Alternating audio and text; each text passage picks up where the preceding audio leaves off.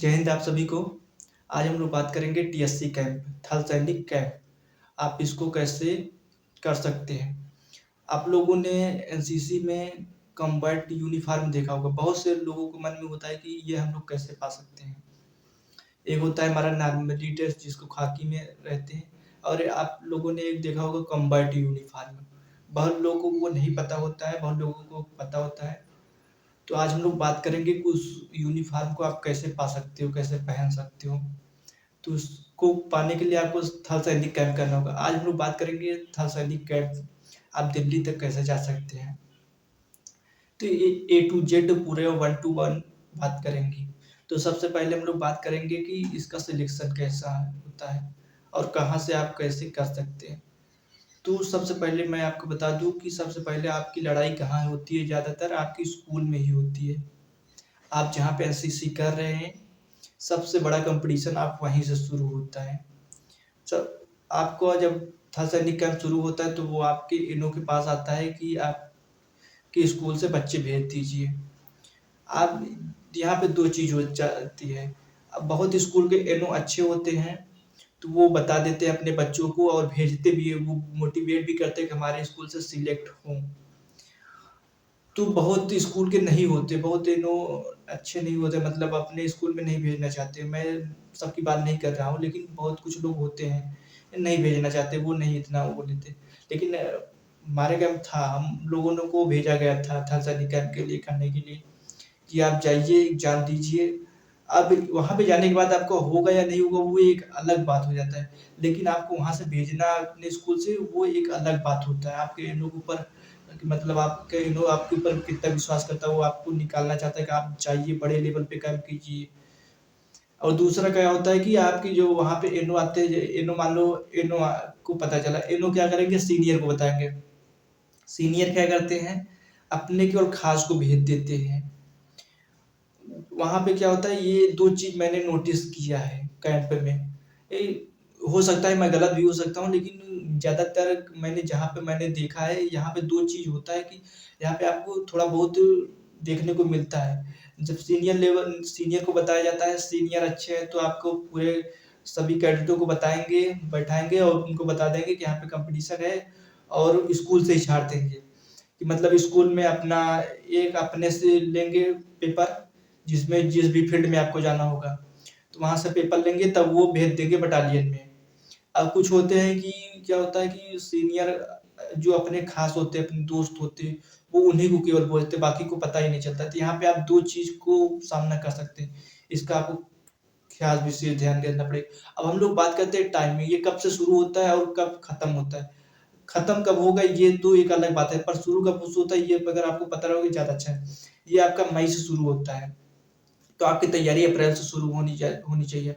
आज ये लगभग अप्रैल ही चल रहा है, तो मैंने इसीलिए अप्रैल में इसको वीडियो बना दी कि आप अभी पता कर सकते हैं कि आपके स्कूल में आया है कि भी बताया गया है कि नहीं बताया गया है। आप डायरेक्ट बटालियन में ही नहीं जा सकते बिना आपके इनो के परमिशन से। तो वहाँ से आपको पहले अपने स्कूल से जाना होगा बटालियन में। तो ये कब से शुरू होता है, अप्रैल से शुरू होता है। अप्रैल से आपका ये अप्रैल मई से आपकी भर्ती शुरू हो जानी चाहिए, हो जाती है। और कब चलता है, सितंबर से अक्टूबर के बीच में। तो क्या होता है, सबसे पहले आपकी कहाँ सिलेक्शन होना चाहिए, सबसे पहले आप स्कूल से निकलिए, उसके बाद आपको बटालियन में होगा। बटालियन से उसके बाद आपको आईजीसी में जाना होगा, फिर उसके बाद आपको डायरेक्ट ट्रेन में जाना होगा, उसके बाद आपको दिल्ली में जाना होगा कैंप करने के लिए। तो हम लोग एक-एक बात करते हैं। सबसे पहले यूनिट लेवल पे, उसके बाद आईजीसी, उसके बाद डायरेक्ट टेट, उसके बाद दिल्ली। तो जो आपका यूनिट लेवल का सिलेक्शन होगा, आपका कब होगा, मई से जून में। मई से जून में होगा, उसके बाद आपका जो आईजीसी होगा वो आपका जुलाई में होगा, और जो आपका डायरेक्टरेट होगा वो जुलाई से अगस्त तक होता है, और जो आपका दिल्ली में जाएगा वो सितंबर अक्टूबर में होता है। तो हम लोग बात करते हैं सिलेक्शन की। तो आपको यहाँ पे सिलेक्शन 3 क्राइटेरिया से आप जा सकते हैं। सबसे पहले आप एकेडमिक्स तरीके से जाइए, जो एक आसान तरीका होता है। उसके बाद आपको होता है एक फायरिंग, दूसरा होता है आपका फिजिकल फिटनेस। तो हम लोग बात करेंगे एक-एक चीज़ पे कि एकेडमिक में क्या होता है, फायरिंग में क्या होता है और फिजिकल फिटनेस पे। तो सबसे पहले हम लोग बात करेंगे कहाँ पे, एकेडमिक पे, फिजिकल पे जाने देते हैं पहले।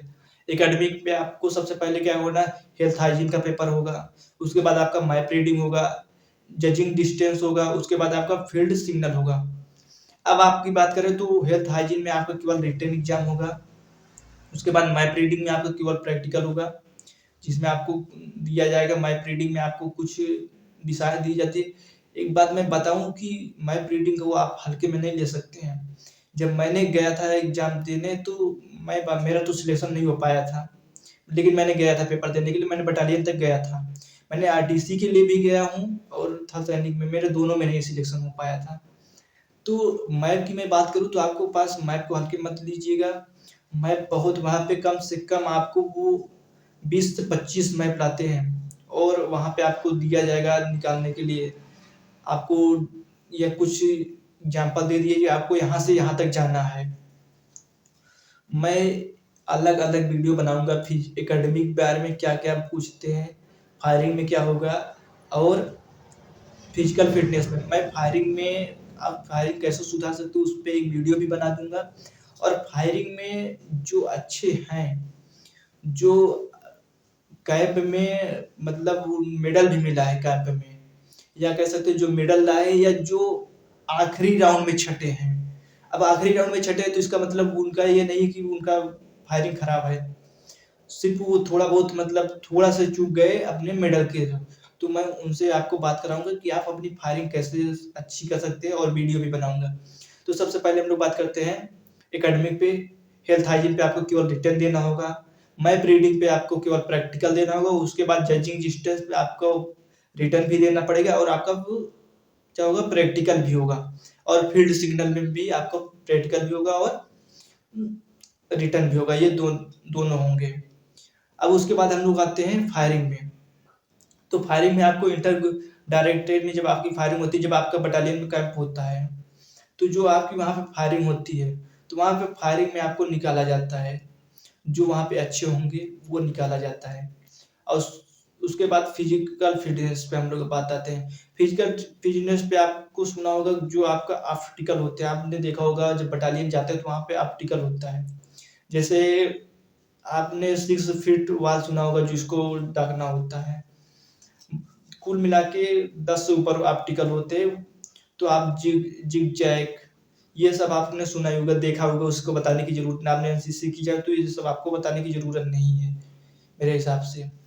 तो वो आपको अब जिग जैग में क्या होता है, ये जो ऑप्टिकल में होता है आपको ऐसा नहीं है कि आपको केवल पार करना होगा, वहां पे आपको बटालियन में जब जाएंगे, वहां पे बटालियन लेवल पे जब होता है आपका कंपटीशन, तो वहां पे क्या होता है कि सभी को दिया जाता है, एक आपको एक एक लोग को छोड़ा जाएगा, और ये प्रक्रिया कई 2-3 से दिनों से चलती है, एक दिन में नहीं हो पाता ये। तो आपको एक एक लोग को छोड़ा जाएगा और वो आपको टाइमिंग देखेंगे।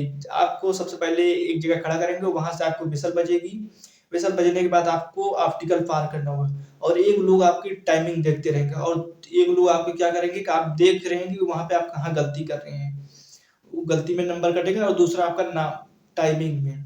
तो आप विशेष कर ध्यान दीजिए कि यहाँ पे टाइमिंग महत्वपूर्ण होता है। आपकी ये फिजिकल फिटनेस, आप जितना अच्छा रनिंग होगा, आप अगर रनिंग नहीं अच्छा है तो ये मान के चलिए कि आपका नहीं होगा। इसमें जो अपर लेवल मतलब जो जिसका रनिंग एकदम क्लियर है, मतलब रनिंग में हाई फाई है, वही जा पाता है। अब हम लोग बात करते हैं आप जब आप, तो ये हो गया आपका फिजिकल फिटनेस पे। आप यहाँ पे जो आपका टेंट कंपटीशन होता है, जो टेंट लगाने के लिए दिया जाता है, इसके तरीके से भी आप जा सकते हैं। तो सबसे पहले आपको क्या करना है, आप स्कूल में आप कंपटीशन देंगे, अपने स्कूल से निकलिए, वहां से आपके बाद बटालियन में जाएगा, बटालियन में जब आप पहला कैंप करेंगे, अब मैंने क्या बताया कि आपका यूनिट लेवल से होके दिल्ली तक जाता है, तो आपको कितना, अप्रैल से शुरू हो जाता है, अप्रैल में से अक्टूबर तक चलता है कैंप। तो वहां से जब आप एक कैंप करेंगे तो सबसे पहले आपका एक कैंप में जब करेंगे, वहां से आपको जब आप जिस फील्ड में अच्छा रहेंगे, कैंप में क्या देखेंगे, यही देखेंगे आपको, आप जिस फील्ड में अच्छा रहेंगे वहां से आपको छांटना चालू कर देंगे। और जो नहीं कैंप में जो नहीं अच्छे या जिसको सिलेक्ट हो गए और वहां पे एक्स्ट्रा नहीं कर पाए, मतलब सबसे पहले आपको क्या होगा, आपने स्कूल में छटा, उसके बाद आपको बटालियन में गए, बटालियन से आपकी बटालियन बटालियन में होगा कंपटीशन, बटालियन से जब आपका होगा तो आपका डायरेक्ट ट्रेड में जाएगा। अभी एक डायरेक्ट ट्रेड में है, जैसे 8 मान लो, मैं एक सपोज मान के चलता हूँ 8 बटालियन है। तो सबसे पहले आपने कहाँ सिलेक्शन दिया? आप अपने स्कूल में अपने बच्चों से दिया, अपने कैडेटों से दिया। वहाँ से आपने जब वो किया तो आप जाके बटालियन में सिलेक्शन लिए। बटालियन में सिलेक्शन लेने के बाद आप क्या किए कि आप उसके बाद आप जब डायरेक्ट ट्रेन में जाएँगे तो वहाँ पे सारी बटालियन आएँगी। अब आपको उन बटालियन में कॉम्पिटिशन करना है, सभी बटालियन में पूरे ऑल इंडिया से। तो वहाँ से जब आप सिलेक्शन पाएँगे तब वहाँ से तब आप जाकर दिल्ली पाएँगे। तो सबसे पहले आपको एक कैंप करना होगा, वहाँ से आप धीरे-धीरे निकलेंगे तब जाके आप दिल्ली तक पहुँच जाएँगे। आई होप आपको कोई डाउट नहीं रह पाएगा होगा, और कोई डाउट है तो कमेंट करके पूछ सकते हैं, मैं उसका पूरा एक वीडियो बना दूँगा। तो तब आप जाके थल सैनिक कैंप कर सकते हैं। तो अगर वीडियो अच्छा लगा हो तो आप चैनल को सब्सक्राइब कर लीजिए, वीडियो को लाइक कर दीजिए और दूसरों के पास भी शेयर कर दीजिए, ताकि उन्हें भी अगर नहीं नॉलेज है तो उन्हें भी पता चल जाए और अपना बेस्ट दे सके। होना या ना होना एक अलग बात है, वो अपने फिजिकल फिटनेस के ऊपर डिपेंड करता है। पर एक बार ट्राई नहीं किए तो वो दूसरा चीज़ हो जाता है कि वो अपने वो अंदर ही रहता है कि मैंने किया ही नहीं। और मेरे हिसाब से आप सबसे अच्छा क्या कर सकते हैं, सबसे अच्छा आप एकेडमिक तरीके से जा सकते हैं। मेरा एक दोस्त है जो वो फायरिंग में इतना अच्छा था, मतलब कह सकता हूँ कि मेडल तो नहीं ला पाया, लेकिन जो लास्ट राउंड था उसमें वो छट गया। वो सिर्फ मतलब फायरिंग, मेरी भी फायरिंग की है पर मेरी फायरिंग नहीं अच्छी थी। हाँ, पूरे निशाना तो पूरे लगे थे, लेकिन उनमें डिस्टेंस था तो मैं नहीं हो पाया।